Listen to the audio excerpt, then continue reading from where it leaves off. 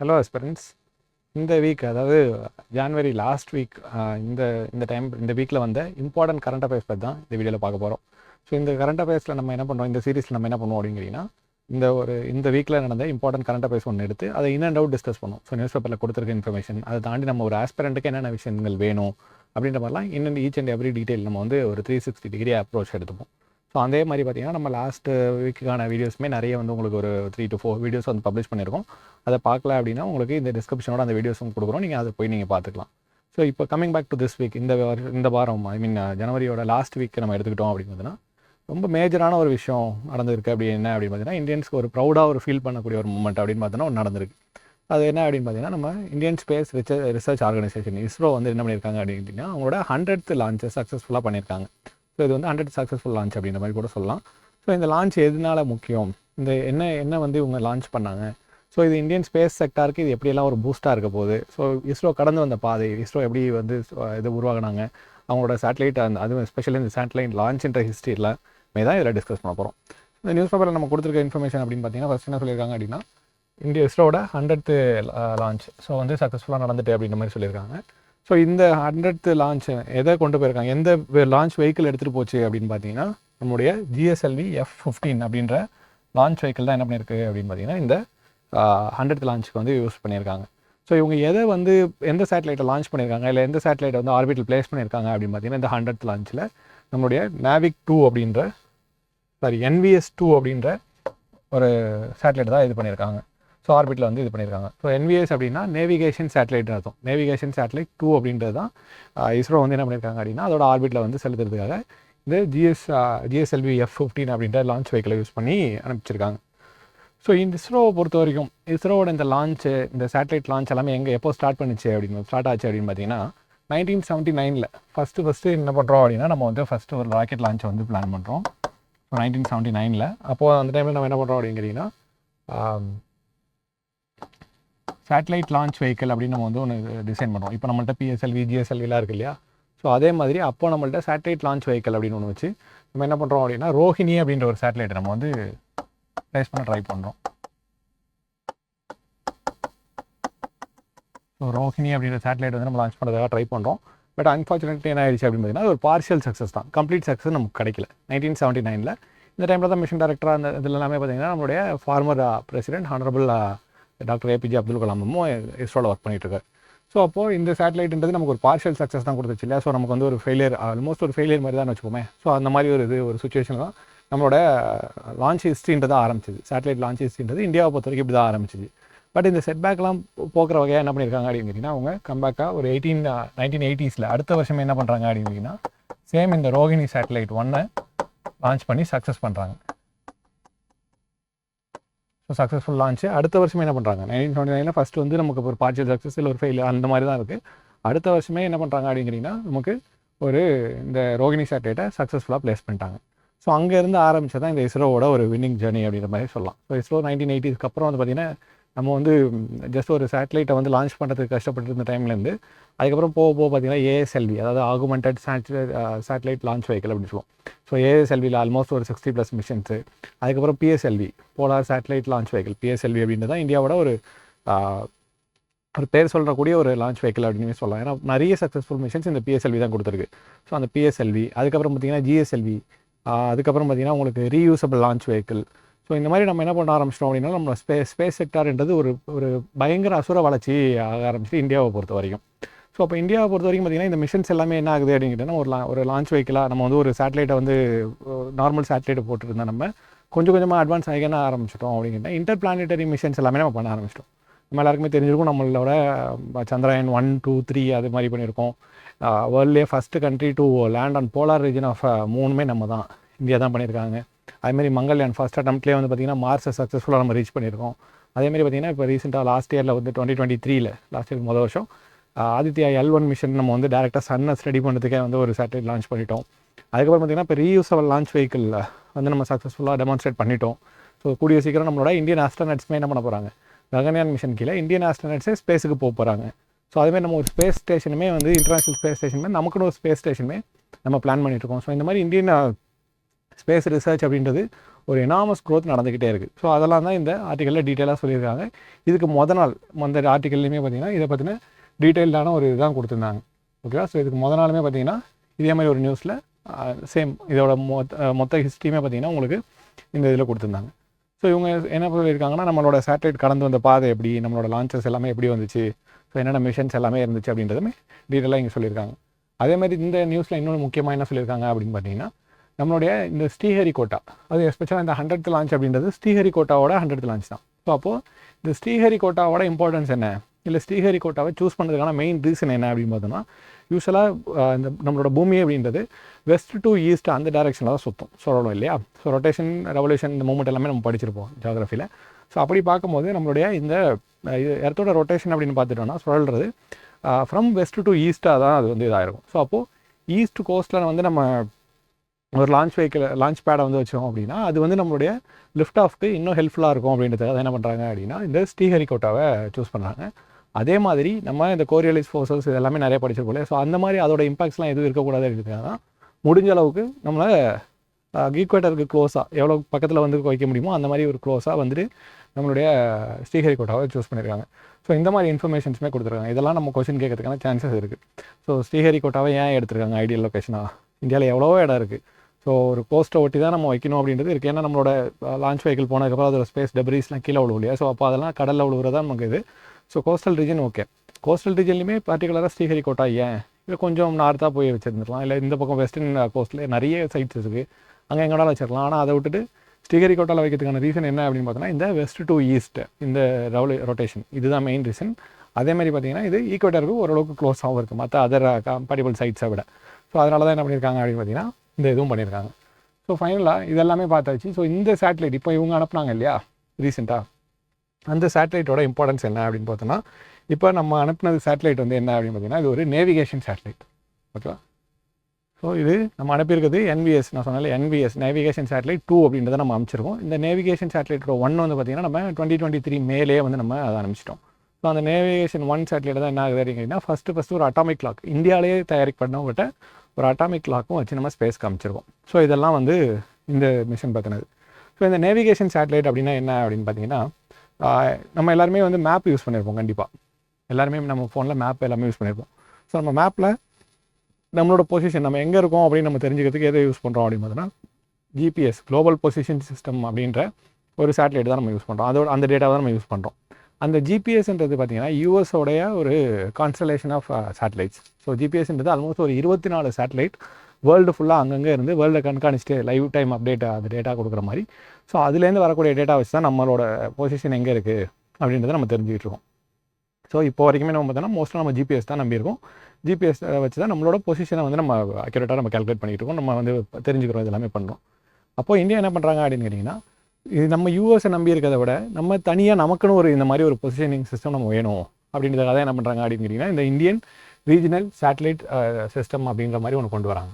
IRNSS அப்படின்னு சொல்லுவாங்க. IRNSS அப்படின்ட்டு ஒரு Indian regional navigation satellite system IRNSS அப்படின்றது ஒரு மிஷன் வந்து கையில் எடுக்கிறாங்க. ஸோ இதுபடி என்ன அப்படின்னா எப்படி ஜிபிஎஸ் இருக்கோ யூஎஸ்க்கு, ரஷ்யாவுக்கு கெலிலியோ இருக்கோ, அதே மாதிரி இந்தியாவுக்குன்னு ஒரு இது வேணும், அதுதான் அந்த IRNSS அப்படின்னு. ஸோ இதை தான் என்ன பண்ணியிருக்காங்க அப்படின்னு கேட்டிங்கன்னா நேவிக் அப்படின்னு மாற்றிட்டாங்க. அப்போது நேவிகேஷன் ஆஃப் இந்தியன் கான்ஸ்டலேஷன். ஓகேவா? ஸோ நேவிக்குன்னு இப்போ வந்து நம்ம ஆப்ரேஷன் அப்படி இது வந்து பார்த்திங்கன்னா நேவிக்குன்னு தான் சொல்லுவோம். Navigation of Indian satellite constellation.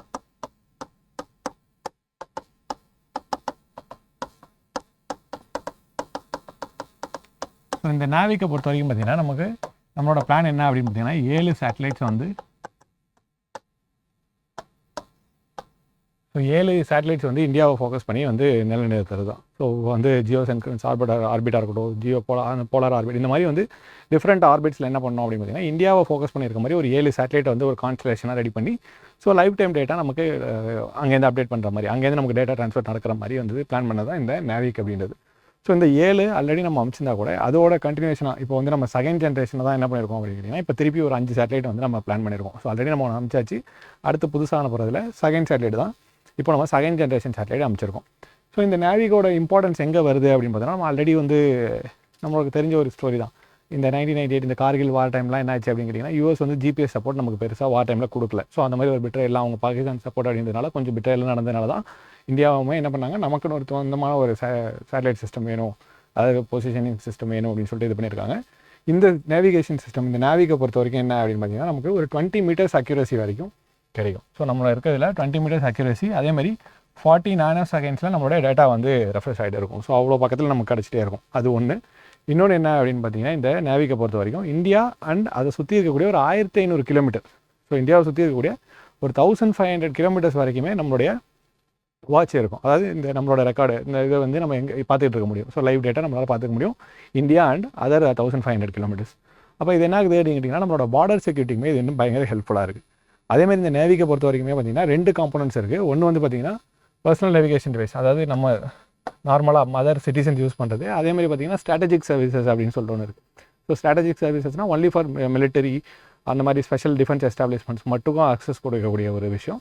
அதேமாதிரி பார்த்திங்கன்னா நம்ம எப்படி ஜிபிஎஸ் யூஸ் பண்ணுறோமோ அதேமாதிரி ஐஆர்என்எஸ்எஸோடைய ஒரு இதுவுமே இருக்குது. ஸோ இதுதான் என்ன அப்படின்னு பார்த்தீங்கன்னா இந்த நேவிக் அப்படின்றது. ஸோ இந்தியா அமிச்சா இந்த NVS-2 உடைய ஃபுல் டேட்டா அப்படின்னு பார்த்தோம்னா, ஃபுல் டீட்டெயில் அப்படின்னு பார்த்தோம்னா இதுதான். ஸோ அப்போது நமக்கு 100th சேட்டலைட் 100th லான்ச் வந்து இந்தியா இஸ்ரோ சக்ஸஸ்ஃபுல்லாக பண்ணிட்டாங்கன்னு தெரியும், என்ன சேட்டலைட் அமிச்சிட்டாங்கன்னு தெரியும், அதோட பேக்ரவுண்ட் என்னென்னு நம்ம தெரிஞ்சுக்கணும். ஸோ அதே மாதிரி இஸ்ரோவோட பேக்ரவுண்ட் அதுவுமே நம்ம நியூஸ் பேப்பர்லேயே கொடுத்துருக்காங்க, நிறைய ஃபேக்சுவல் இன்ஃபர்மேஷன் இருக்குது. ஸோ அதுவுமே நம்ம எந்த சேட்டலைட்டில் ஆரம்பித்தோம், என்னென்ன சேட்டலைட்ஸ் நம்மக்கிட்டே இருக்குது, என்னென்ன மிஷன்ஸ் நம்ம பண்ணியிருக்கோம், அது எல்லாமே அவங்களுக்கு மென்ஷன் பண்ணியிருக்காங்க. அது எல்லாமே நம்ம தெரிஞ்சுக்க வேண்டியது ரொம்ப இம்பார்ட்டன்ட். அதேமாதிரி பார்த்திங்கன்னா எதுக்காக ஸ்ரீஹரிகோட்டாவை சூஸ் பண்ணாங்க அப்படின்ற விஷயமே நமக்கு தெரியணும். ஓகேவா? ஸோ இதுதான் இந்த நியூஸ்லேருந்து நம்ம பார்க்கக்கூடிய த மோஸ்ட் இம்பார்ட்டன்ட் இன்ஃபர்மேஷன்ஸ். ஓகேவா? ஸோ அதே மாதிரி நம்ம பார்க்க போகிற இன்னொரு நியூஸ் இந்த வீக்கில் அப்படின்னா இன்னொரு முக்கியமான நியூஸ் என்ன அப்படின்னா நம்ம ஒரு அதுவும் ஆஸ்பிரண்ட் பாயிண்ட் ஆஃப் வியூவில் சொல்லும். ஸோ நிறைய நியூஸஸ் இருக்குது. நம்ம நியூஸ் பேப்பர் எடுத்தோம்னா ஆல்மோஸ்ட் நமக்கு வந்து பார்த்திங்கன்னா ஒரு டெய்லி 15-20 பேஜ் ஒரு நியூஸ் பேப்பர் வருது, ஹிந்தி நியூஸ் பேப்பர்லாம். அதில் நமக்கு ஒரு ஆஸ்பிரண்ட்டுக்கு என்னென்ன வேணும் அப்படின்றத நம்ம ஃபில்டர் பண்ணி இந்த சீரீஸில் கொடுத்துட்ருக்கோம். ஸோ அப்படி இன்னொரு நியூஸ் என்ன அப்படின்னு பார்த்தீங்கன்னா ஒரு ஸ்டடி, ஒரு ஒடிசாவில் நடந்த ஒரு ஸ்டடி ஒன்று என்ன பண்ணியிருக்காங்க அப்படின்னா, ஒடிசாவில் நடக்கக்கூடிய அந்த கோல் மைனிங்லாம் இருக்குது இல்லையா, ஒடிசானாலே கோல் ப்ரொடியூசர் தான் இந்தியாவில் இல்லையா. ஸோ அந்த ஒடிசாவில் இருக்கக்கூடிய கோல் ப்ரொடியூசிங் ஏரியாஸ்னால அங்கே பக்கத்தில் இருக்கக்கூடிய பிளான்ஸ் எல்லாம் எப்படி அஃபெக்ட் ஆகுது, ஸோ அங்கே அந்த கார்பன் அப்டேக்கு எப்படி எப்படி அஃபெக்ட் ஆகுது அப்படின்றத ஒரு ஸ்டடி பண்ணி சொல்லியிருக்காங்க. ஸோ அந்த ஸ்டடி படி என்ன சொல்லியிருக்காங்க அப்படின்னு பார்த்தீங்கன்னா, இங்கே இருக்கக்கூடிய பிளான்ஸ் எல்லாமே இந்த ஒடிசா இந்த ரீஜனில் அந்த எந்தெந்த இடத்துல வந்து அந்த மைனிங்ஸ் எல்லாம் நடக்குதோ அந்த ரீஜனை சுற்றி இருக்கக்கூடிய பிளான்ஸ் எல்லாமே என்ன ஆகுது அப்படிங்கிறீங்கன்னா, நார்மலாக அதை அப்சர்வ் பண்ணக்கூடிய கார்பன்ஸோட 2-3 கிராம் கார்பனை ஒரு ஸ்கொயர் மீட்டருக்கு, அதாவது ஒரு ஸ்கொயர் மீட்டருக்கு அந்த ஒரு ஸ்கொயர் மீட்டரில் 2 to 3 கிராம்ஸ் வந்து கம்மியாக தான் அப்சர்வ் பண்ணுது அப்படின்னு சொல்கிறாங்க. இது நமக்கு பார்க்கறதுக்கு ரொம்ப சின்ன அமௌண்ட்டாக தெரியலாம், 2 to 3 கிராம் தானே அப்படின்னு சொல்லிட்டு. பட் இது ஸ்கொயர் மீட்டர்ஸ்க்கு, இதே நம்ம கிலோமீட்டர்ஸில் பார்க்கும்போது இந்த காடுகள்லாம் எவ்வளோ பெரிய கிலோமீட்டர்ஸில் இருக்கும். ஸோ அப்போது அது பக்கத்தில் எவ்வளோ கார்பனோட இது வந்து நம்மளால் எடுத்துக்க முடியாமல் போயிருக்கும் இல்லையா. ஸோ கார்பன் இன்டேக் வந்து நம்மளை ஸ்டடிஸ் பண்ணாமல் போகிறதுனால நமக்கு குளோபல் வார்மிங் பொட்டன்ஷியலும் அதிகமாகுது இல்லையா. ஸோ அதை பற்றின ஒரு டீட்டெயில்டு ஸ்டடி தான் கொடுத்துருக்காங்க. ஸோ இந்த நியூஸை பொறுத்த வரைக்கும் நம்ம இந்த இப்போ தான் பார்க்குறோம் அப்படின்னா அவங்களே கொடுத்துருக்கிறது என்ன மெயினாக அப்படின்னு பார்த்தீங்கன்னா, இது எப்போ ஸ்டார்ட் ஆச்சு அப்படின்ற மாதிரி கொடுத்துருக்காங்க. ஸோ அப்போது 1909 தான் என்ன ஆகுது, ஃபஸ்ட்டு 1900s தான் வந்து ஃபஸ்ட்டு வந்து இந்த மாதிரி இங்கே கோல் இருக்குது அப்படின்னு தெரியுது. தெரிஞ்சதுக்கப்புறம் ஒரு 9 வருஷத்துக்கு அப்புறம் என்ன பண்ணுறாங்க அப்படின்னா 1909 ஜர்சுகுடா அப்படின்ற ஒரு இடம். ஸோ ஜர்சுகுடா அப்படின்ற ஒரு இடத்துல தான் என்ன பண்ணுறாங்க, ஃபஸ்ட்டு கோல் மைன் வந்து அமைக்கிறாங்க. ஸோ ஃபஸ்ட்டு கோல் மைன் இந்தியாவில் எங்கே இருக்குது அப்படின்னு கேட்டால் இந்த ஜர்சுகுடா ஒடிசா அப்படின்ற இடத்துல இங்கே தான் என்ன பண்ணுறாங்க, ஃபஸ்ட்டு கோல் மைன் வந்து ஸ்டார்ட் பண்ணுறாங்க. ஸோ கோல் நம்ம எல்லாருக்கும் தெரிஞ்சது தான், இது one of the fossil fuel. அது நம்மளுடைய எனர்ஜிக்கு பர்பஸ்க்காக நம்ம தெர்மல் எனர்ஜிக்காக இந்த கோல் எடுத்து நம்ம இந்த நிலக்கரியை வச்சு தண்ணியை சூடாக்கி அந்த ஆவி வச்சு ஸ்டீமை வச்சு நம்ம எலக்ட்ரிசிட்டி ப்ரொடியூஸ் பண்ணிக்கிறோம். ஸோ அப்போது நமக்கு கிடைக்கக்கூடிய ஒன் ஆஃப் த ஃபாசில் ஃபியூயலில் தான் இந்த கோல். ஸோ அப்போ இந்த கோல் தான் என்ன பண்ணுறாங்க அப்படின்னு கேட்டால், இதை வந்து இந்தியாவை பொறுத்த வரைக்கும் இது எங்கெங்கே இருக்குது அப்படின்னா, ஐ மீன் ஃபேக்சுவலாக இந்த இன்ஃபர்மேஷன் இந்தியாவை பொறுத்த வரைக்கும் கோல் என்னென்ன இம்பார்ட்டன்ஸ் அப்படின்னு பார்த்தோம்னா, நம்மளுடைய 3/4 ஆஃப் த இந்தியன் எலக்ட்ரிசிட்டி இந்தியாவில் ப்ரொடியூஸ் பண்ணக்கூடிய 3 மடங்கு எலக்ட்ரிசிட்டி எங்கேருந்து ப்ரொடியூஸ் பண்ணுறாங்க அப்படின்னு பார்த்தீங்கன்னா இந்த கோல் ஃபயர்டு பவர் பிளான்ட்ஸ்னால தான். ஸோ கோலை யூஸ் பண்ணி தான் நம்ம என்ன பண்ணுறோம், இந்தியாவில் ஒரு 4 மடங்கு என்ன பண்ணுறோம், 3/4 ஆஃப் த நம்மளோட எலக்ட்ரிசிட்டி எல்லாமே இந்த கோல் ஃபயர்டு பவர் பிளான்ட்ஸ் யூஸ் பண்ணி தான் நம்ம இது பண்ணுறோம். அதே மாதிரி இந்த அந்த கோல் ஃபயர்டு பவர் பிளான்ட்ஸ்க்கு மட்டும் இல்லாமல் நம்மளோட ஸ்டீல் இண்டஸ்ட்ரியாக இருக்கட்டும், சிமெண்ட்டாக இருக்கட்டும், ஃபர்டிலைசர் இண்டஸ்ட்ரியாக இருக்கட்டும், அதுமாதிரி நிறைய இண்டஸ்ட்ரீஸில் இந்த கோல் வந்து பயன்பட்டுகிட்டே இருக்குது. ஓகே, ஸோ அதுவுமே நமக்கு ஒரு இம்பார்ட்டன்ஸ் தான். அதே மாதிரி இன்னொரு ஃபேக்சுவல் டேட்டா என்ன அப்படின்னு பார்த்தோன்னா, இந்தியா வந்து one of the largest producer of coal in the world. அதே மாதிரி செகண்ட் லார்ஜஸ்ட் கன்சியூமர். நம்ம தான் அதிகமாக என்ன பண்ணுறோம், கோலை கன்சியூம் பண்ணுறோம், செகண்ட் லார்ஜஸ்ட். அப்போ ஃபஸ்ட் யார் அப்படின்னு பார்த்தோன்னா சைனா. சைனாவுக்கு அடுத்தபடியாக நம்ம தான் வேர்ல்ட்லேயே வந்து நம்ம கோல் அதிகமாக கன்சியூம் பண்ணுறோம். ஸோ இதுதான் வந்து கோல் இந்த இது போட ஒரு பேக்ரவுண்ட் இன்ஃபர்மேஷன் அப்படின்னு வச்சுப்போம். ஸோ அப்போது இன் பர்டிகுலர் இந்த ரீஜனில் என்ன நடக்குது, என்ன பிரச்சனை அப்படின்னு பார்த்தோன்னா, இங்கே இவங்க என்ன சொல்கிறாங்க அப்படின்னா, இந்த கோல் ஜர்குசோரா அப்படின்னு சொல்கிற ரீஜன், ஒரிசா ரீஜன் என்ன பண்ணுறாங்க அப்படின்னா, டேரெக்டாக ஓப்பன் காஸ்ட் மைனிங் அப்படின்னு சொல்லுவாங்க. ஸோ எப்படி நம்ம வந்து இப்போ இந்த மணல் குவாரிலாம் நம்ம ஏரியாலாம் போகிறாங்க இல்லையா, தமிழ்நாடு பொறுத்த வரைக்கும் மணல் குவாரி அதெல்லாம் பார்த்துருப்போம். அப்படியே அவங்க பாட்டுக்கு தோண்டி மண் எடுத்துகிட்டு போயிட்டு இருப்பாங்களே, அதே மாதிரி என்ன பண்ணுறாங்க அப்படின்னா, இவங்களும் இந்த கோலெல்லாம் அப்படியே வெட்டி டேரெக்டாக ஓப்பன் பண்ணி போயிட்டுருக்காங்க. ஸோ கோல் எடுக்கிறதுக்கு இன்னொரு முறை என்ன அப்படின்னு பார்த்தீங்கன்னா, இந்த under ground digging. So under ground mining மாதிரி போயிட்டு அண்டர் கிரவுண்ட் கேனல் மாதிரி டனல் மாதிரி போட்டு அது உள்ளேருந்து கோல் எடுக்கிறது. பட் அது வந்து ஒரு ஆப்ரேஷன் வைஸ் ரொம்ப காஸ்ட்லியான அஃபேர் அப்படின்றதுனால என்ன பண்ணுறாங்க அப்படிங்கிறீங்கன்னா, எந்த ஒரு இந்தியாவை பொறுத்த வரைக்கும் அதுவும் எஸ்பெஷலாக இந்த ஏரியாவில் டேரெக்டாக ஓப்பன் காஸ்ட் மைனிங் தான் பண்ணுறாங்க. ஸோ இப்படி ஓப்பன் காஸ்ட் மைனிங் பண்ணுறதுனால என்ன ஆகுது அப்படின்னு பார்த்தோன்னா, ஆல்மோஸ்ட் ஒரு 30 கிலோமீட்டர் வரைக்கும் இந்த கோலோடைய டஸ்ட் அப்படின்றது பரவி கிடக்கு. ஸோ அந்த மைனிங் பண்ணுற இடத்துலேருந்து ஒரு 30 கிலோமீட்டர் வரைக்குமே என்ன ஆகுது, இந்த கோல் டஸ்ட் அப்படின்றது பரவி இருக்குது. ஸோ இந்த கோல் டஸ்ட் எல்லாமே என்ன ஆகுது அப்படின்னு பார்த்தீங்கன்னா, இங்கே பக்கத்தில் இருக்கக்கூடிய செடிகள்லாம் இருக்கு இல்லையா, அந்த செடியோட பிளான்ட்டில் இருக்கக்கூடிய லீவ்ஸ் மேலே போய் படிஞ்சிருது. ஸோ இந்த லீவ்ஸ் மேலே படிகிறதுனால என்ன ஆகுது அப்படின்னு கேட்டிங்கன்னா, அதுக்கு கிடைக்கக்கூடிய அந்த சன்லைட்டாக இருக்கட்டும், அது அந்த அதோட ஸ்டொமேட்டா அப்படின்னு நம்ம சொல்லுவோம் இல்லையா, லீவ்ஸ்னாலே ஸ்டொமேட்டா தான் நமக்கு அந்த டிரான்ஸ்பிரேஷன் அந்த மாதிரி அந்த கேஸஸ் எக்ஸ்சேஞ்ச் எல்லாத்துக்கும் யூஸ் ஆகும். அந்த ஸ்டொமேட்டாவெலாம் அடைக்கிறதுனால என்ன ஆகுது அப்படின்னு கேட்டிங்கன்னா, பிளான்ஸால் ஃபோட்டோசிந்தசிஸ் ப்ராப்பராக பண்ண முடியல. ஃபோட்டோசிந்தசிஸ் பண்ணால் தான் என்ன ஆகும், கார்பன் உள்ளே எடுத்து நமக்கு ஆக்சிஜனாக வெளில வரும். ஸோ அந்த ஒரு ப்ராசஸே இங்கே தடைப்படுது அப்படின்ற மாதிரி சொல்லியிருக்காங்க. அதேமாதிரி டிரான்ஸ்பிரேஷன் ஒன்று நடந்தால் தான் பிளான்ட்டுமே என்ன பண்ணும், அதோட எக்ஸஸ் ஹீட்டெல்லாம் வந்து டிரான்ஸ்பிரேஷன் மூலிமா கம்மி பண்ணிவிட்டு அந்த க்ரோத்துமே நல்லாயிருக்கும். அதுவுமே வந்து தடைப்படுது அப்படின்ற மாதிரி சொல்லியிருக்காங்க. அப்போது இந்த மாதிரி இப்போ இதெல்லாம் நமக்கு நடக்குது. ஸோ அப்போ அங்கே இருக்கக்கூடிய ஈக்காலஜியே நிறைய பிரச்சனை நடக்குது அப்படின்ற மாதிரி சொல்லியிருக்காங்க இந்த ரிப்போர்ட்டில், அதாவது இந்த ஸ்டடியில். இந்த ஸ்டடி ஓகே இதெல்லாம் சொல்லிட்டாங்க, இந்த கோல் வந்து பறந்து வந்திருக்கு, டஸ்ட்டு வந்து படிஞ்சிருக்கு, பிளான்ட் வந்து ஸ்டொமேட்டா இதாக முடியுது. ஸோ இதெல்லாம் எதை வச்சு கண்டுபிடிச்சாங்க, இல்லை என்ன மெத்தடாலஜி யூஸ் பண்ணாங்க அப்படின்னு பார்த்தோன்னா, ஒரு ஐஐடி ஸ்டூடெண்ட் என்ன பண்ணியிருக்காரு அப்படின்னு பார்த்தீங்கன்னா, நாசாவோட லேண்ட்சேட் அப்படின்ற ஒரு சேட்டலைட்டை யூஸ் பண்ணி அதோடைய டேட்டாவை யூஸ் பண்ணி என்ன பண்ணியிருக்காரு அப்படின்னு பார்த்தீங்கன்னா, இவர் வந்து இதை வந்து ப்ரூவ் பண்ணுறாரு. அது எப்படி ப்ரூவ் பண்ணுறாரு அப்படின்னு பார்த்தோன்னா, யூஸ்வலாக நம்ம கண்ணால் வந்து நம்மளால் ஒரு ஒயிட் லைட் மட்டும் தான் பார்க்க முடியல. ஸோ ரெட், க்ரீன், ப்ளூ இது மூணும் சேர்ந்து ஒயிட் லைட் மட்டும் தான் பார்க்க முடியும். பட் அதை தவிர நிறைய லைட்ஸ் ஃபார்ம்ஸ் இருக்குது இல்லையா. ஸோ இன்ஃப்ராரெட்டாக இருக்கட்டும், அல்ட்ரா வயலட்டாக இருக்கட்டும், இந்த மாதிரி நிறைய ஃபார்ம்ஸ் ஆஃப் லைட் இருக்குது இல்லையா. ஸோ அப்போது அந்த அல்ட்ரா வயலட்டாக இந்த மாதிரி இன்ஃப்ராரெட் இந்த ரேஸ்லாம் வரும்போது இந்த பிளான்ஸ் என்ன பண்ணும் அப்படின்னா, பாதி அப்சர்வ் பண்ணிவிட்டு பாதியை வந்து ரிஃப்ளெக்ட் பண்ணிவிடும். ஸோ நம்ம ஹியூமன் ஐஸ்க்கு தான் தெரியாத தவிர மற்றபடி இந்த சேட்டலைட்டில் இருக்கக்கூடிய ஸ்பெஷல் அரேஞ்ச்மெண்ட்ஸ் வச்சு அதை நம்மளால் பார்க்க முடியும். ஸோ அப்போ அவங்க என்ன பண்ணுறாங்க அப்படின்னா, இந்த ஒரு ரீஜன்லேயும் ஒடிசா அதுமாரி பக்கத்தில் இருக்கக்கூடிய ஒரு ரீஜன்லேயும் இந்த பிளான்ஸ் வந்து எவ்வளோ வந்து ரிஃப்ளெக்ட் பண்ணுது அப்படின்ற அந்த லைட் பேஸ் பண்ணி ஒரு ஸ்டடி பண்ணுறாங்க. ஸோ அப்படி ஸ்டடி பண்ணும்போது தான் என்ன ஆகுது அப்படிங்கிறீங்கன்னா, இந்த லீவ்ஸ் வந்து எந்தெந்த எதை அப்சர்வ் பண்ணியிருக்கு, எதை ரிஃப்ளெக்ட் பண்ணியிருக்குன்றதை வச்சு பார்க்கும்போது தான் அவங்களுக்கு என்ன தெரியுது. ஸோ இங்கே இருக்கக்கூடிய செடிஸ் பிளான்ஸ் எல்லாத்துலேயுமே என்ன ஆகுது அப்படின்னா, இந்த கார்பன் டஸ்ட் படிஞ்சிருக்கு. ஸோ அதுலேருந்து இந்த வாட்டர் டிரான்ஸ்பிரேஷனும் நடக்கலை அப்படின்றது இந்த சேட்டலைட் டேட்டா மூலயமா தான் என்ன பண்ணியிருக்காங்க அப்படின்னா கண்டுபிடிச்சிருக்காங்க. ஓகேவா. ஸோ அப்போது இந்த ஏரியா பர்டிகுலராக இந்த ஏரியாவில் மட்டும் இந்த பேட்டர்ன்ஸே லேண்ட்லேருந்து பிளான்ட்லேருந்து மீட் ஆகக்கூடிய அதே ரெஃப்ளெக்ட் ஆகக்கூடிய இந்த லைட்டிங் சோர்ஸ் எல்லாமே வந்து பார்த்திங்கன்னா அது கம்ப்ளீட்டாக டிஃப்ரெண்ட்டாக இருக்குது மற்ற அதர் ஏரியாஸோட. அதுக்கப்புறம் தான் இவங்க ரிசர்ச் பண்ணும்போது இங்கே இருக்கக்கூடிய இந்த டஸ்ட்டு இதெல்லாமே அவங்களால கண்டுபிடிக்க முடிஞ்சிருக்கு. ஓகே. ஸோ இந்த மெத்தடாலஜி யூஸ் பண்ணி தான் இவங்க இந்த அவங்களோட ஸ்டடியுமே சப்ஸ்டான்ஷியேட் பண்ணுறாங்க. ஸோ ஃபைனலாக இவங்க என்ன சொல்கிறாங்க அப்படின்னு பார்த்தீங்கன்னா, ஓகே இதெல்லாம் தான் பிரச்சனை அப்படின்னு சொல்லிட்டாங்க. ஃபைனலாக இவங்க என்ன சொல்கிறாங்க அப்படின்னா, என்னென்ன பிரச்சனை அப்படின்ற மாதிரி சொல்லிட்டாங்க. பிளான்ட்ஸுக்கால வந்து டிரான்ஸ்பிரேஷன் பண்ண முடியல, ஃபோட்டோசிந்தசிஸ் பண்ண முடியல, அது வந்து அதோட க்ரோத் வந்து அஃபெக்ட் ஆகுது, சில நேரங்களில் பல செடிகள் செத்தே போயிடுது, அதனால் அந்த ஈக்காலஜி இம்பேலன்ஸ் ஆகுது, இது மாதிரி எல்லாமே சொல்லியிருக்காங்க. ஃபைனலாக இவங்களே என்ன சொல்கிறாங்க அப்படின்னு பார்த்தோன்னா, இதை குறைக்கிறதுக்கான வழி என்ன அப்படின்ற மாதிரி சொல்லியிருக்காங்க. ஸோ இந்த ஆர்டிக்கல்லே ஸோ அவங்க என்ன சொல்கிறாங்க அப்படின்னு பார்த்தீங்கன்னா, டஸ்ட் பேரியர்ஸ் வைக்கலாம். ஸோ டஸ்ட் பேரியர்ஸ் வைக்கிறது ஒன்று. இன்னொன்று வாட்டர் ஸ்ப்ரேஸ் அடிக்கிறதுனால என்ன ஆகுது அப்படின்னு பார்த்தோம்னா, நமக்கு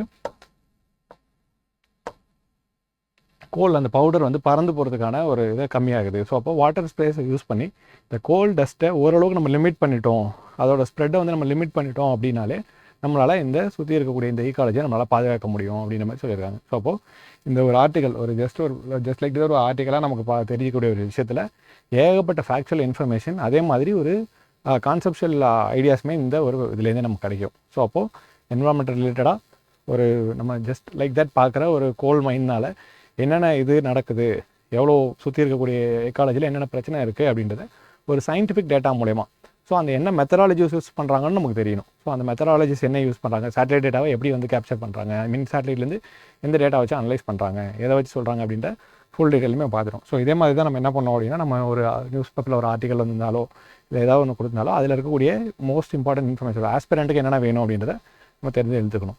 ஓகேவா? ஸோ இதே மாதிரி நம்ம நியூஸ் பேப்பரில் இந்த வாரத்தில் இருக்கக்கூடிய மற்ற இதை இன்னொரு வீடியோஸில் கண்டிப்பாக நம்ம பார்க்கலாம். ஸோ இதே மாதிரி உங்களுக்கு கரண்ட் அஃபேர்ஸ்லேருந்து இம்பார்ட்டன்ட் வீடியோ இதை எடுத்து டாபிக்ஸ் எடுத்து டிஸ்கஸ் பண்ணணும், நிறைய பார்க்கணும் அப்படின்னு நினச்சிங்கன்னா நீங்கள் நம்ம சேனலை சப்ஸ்கிரைப் பண்ணிக்கோங்க. அதே மாதிரி உங்களுக்கு எந்த டாப்பிக்கில் இன்னும் டீட்டெயில்டான இன்ஃபர்மேஷன் தேவைப்படுது அப்படின்னு தெரிஞ்சால் கூட நீங்கள் வந்து கமெண்ட்டில் சொல்லுங்கள். ஸோ அதுவுமே நம்ம நெக்ஸ்ட் வீடியோஸில் டிஸ்கஸ் பண்ணலாம். தேங்க்யூ ஃபார் வாட்சிங். Send a map. You dare to dream, we care to accomplish.